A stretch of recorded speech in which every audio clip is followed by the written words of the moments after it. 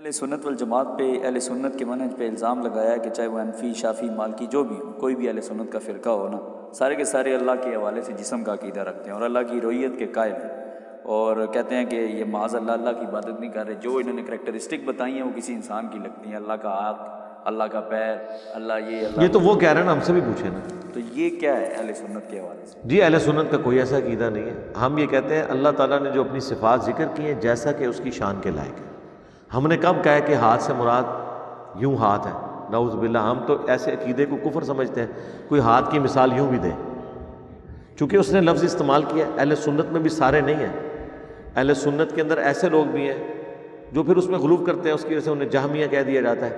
وہ کہتے ہیں ہاتھ سے مراد قدرت ہے اس کی، اس طرح تعویل کرتے ہیں. ہم کہتے ہیں اللہ کے سپرد کرتے ہیں کہ جیسا کہ اس کی شان کے لائق ہے. ہم اس سے مراد تو یہ لیتے نہیں ہیں. چلے باقی چیزوں کو تو چھوڑ دیں. یہ شیعہ جو اعتراض کر رہے ہیں ان سے پوچھیں کہ اللہ کی زندگی بھی تو ہے نا، وہ الحی القیوم، اور ہم بھی زندہ ہیں. اس کامن ورڈ کے اوپر کیوں نہیں وہ جھگڑا کرتے اور اللہ کی زندگی کا انکار کیوں نہیں کرتے؟ پھکی دے بول وہی جو حق ہے، ٹائم قیامت تک ہے. اللہ کی حیات مانتے ہو نا تو زندہ تو میں بھی. یہ کامن ورڈ کی وجہ سے کیا اللہ کی حیات کا آپ انکار کر دیں گے؟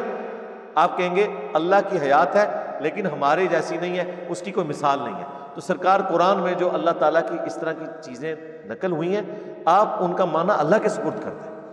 اللہ کی کرسی، ہم نے کب یہ دعویٰ کیا ہے کہ اللہ کرسی میں بیٹھا ہوا ہے؟ ہم کہتے ہیں اللہ کی کرسی جیسا کہ اس کی شان کے لائق ہے.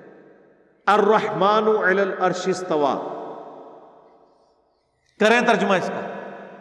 رحمان اپنے عرش پر مستوی ہے جیسا کہ اس کی شان کے لائق ہے. وہ کہتے ہیں نا ہمیں، یہ تو قرآن میں لکھا ہوا ہے. تعویل کریں گے، کوئی کہے گا تخت حکومت ہے، کوئی کچھ کرے گا. آپ ڈائریکٹ الفاظ کی تعویل کر رہے ہیں، ہم آپ کی تعویل ماننے کو تیار ہیں، لیکن ہم یہ تعویل نہیں کرتے. ہم کہتے ہیں رحمان اپنے عرش پہ ہے جیسا کہ اس کی شان کے لائق ہے. کیونکہ ہو سکتا ہے آپ کی تعویل یا تعبیر غلط ہو سکتا ہے آپ کے مخالفین کی غلط ہو. ہم تو ون ون سچویشن میں ہیں. ہم تو کوئی تعویل کرتے ہی نہیں. ہم کہتے ہیں اللہ نے جو اپنی کتاب میں بیان کیا جیسا کہ اس کی شان کے لائق ہے وہ اس کے لیے خاص ہے، بس. تو اسی کے ساتھ یہ بھی الزام لگاتے ہیں کہ یہ جو امت ہے نا ان کے سوائے، اچھا وہ رؤیت باری تعالیٰ، ہاں باری تعالیٰ کے حوالے سے میں تو کہتا ہوں کہ اگر انسان کو اتنی مشقت کاٹنے کے بعد اپنے رب کا دیدار نصیب نہ ہو تو اس کو تو جنت کی ضرورت ہی نہیں.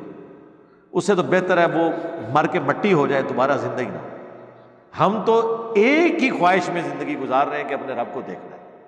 دوسری بات، جس شخص نے اللہ تعالیٰ کی ٹوٹل اوبیڈینس اس دنیا میں کی ہے، اور قرآن میں اللہ تعالیٰ کہتا ہے کہ انسان کے لیے ہر وہ چیز ہے جس کی وہ خواہش کرے، تو کسی بھی کامل الایمان مؤمن کی پہلی اور آخری خواہش یہ ہونی چاہیے کہ میں اس رب کا دیدار کروں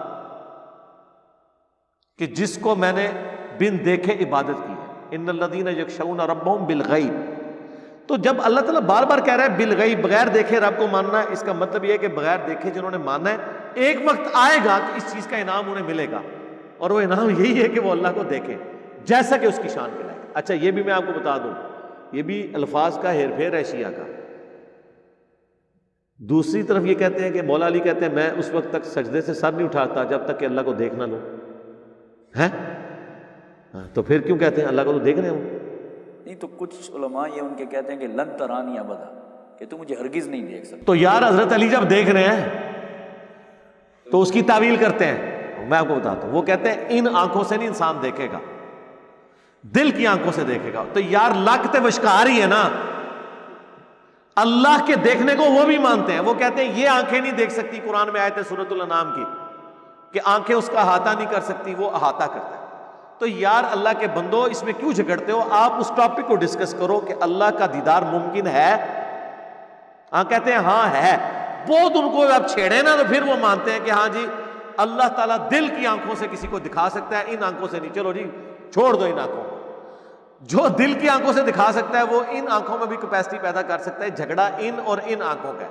دیکھنے کو وہ بھی مانتے ہیں، یہ ذہن میں رکھیے. ورنہ کہتے نہیں ہیں یہ کہ مولا علی سجدے سے سر نہیں اٹھاتے تھے، حالانکہ ہے یہ کہانی ہے، لیکن چلو ان کے اوپر تو فٹ کرتے ہیں نا، یہ تو مانتے ہیں نا اس بات کو، تو پھر دیدار کا تو آپ بھی مان گئے کہ دیدار ہو سکتا ہے۔ اگر وہ اس روایت کی صحت سے انکار کرنے کہ ہم مانتے نہیں نہیں، اس طرح نہیں، میں نے قرآن کی ان کی تفسیریں پڑھی ہیں باقاعدہ، وہ یہی کہتے ہیں کہ نہیں، ان آنکھوں سے نہیں دیکھیں گے، وہ جو دیدار ہے وہ دل کی آنکھوں سے ہوگا، تو ہم بھی یہ کہتے ہیں جیسا کہ اس کی شان کے لائق۔ یہ تو اختلاف ایک موڈ کا صرف چکر ہے، کوئی کہتا ہے اس طرح نہیں ہوگا، اسی طریقے سے آپ کہتے ہیں میں بائی ٹرین جاؤں گا، وہ کہتے ہیں میں بائی ایئر جاؤں گا، تیسرا کہتا ہے میں بائی روڈ جاؤں گا، جا رہے سارے اسی منزل کی طرف۔